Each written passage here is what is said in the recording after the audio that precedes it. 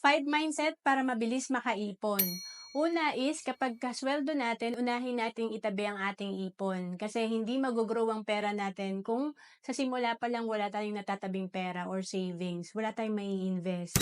And then, pangalawa, practice delayed gratification. Alam ko marami kang gustong bilhin, pero syempre habang tayo ay wala pang nabibuild na asset, kailangan talaga disiplinahin natin ang sarili natin. Kailangan mag-stick muna tayo dun sa mga needs natin.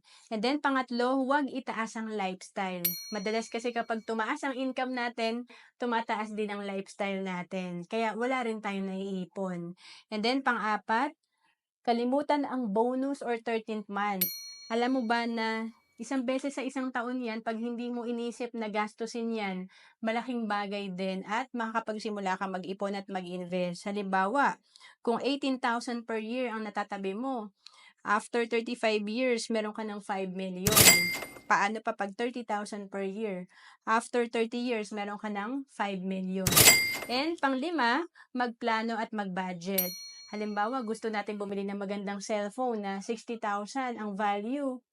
Nako, bago natin kitain yan 60,000, ilang buwan ba tayo magtatrabaho? Kung 20,000 per month ang kinikita mo, 3 months ang katumbas niyan para mabili mo yan. Or kung 30,000 per month ang kinikita mo, 2 months na pagtatrabaho ang katumbas ng isang phone lang.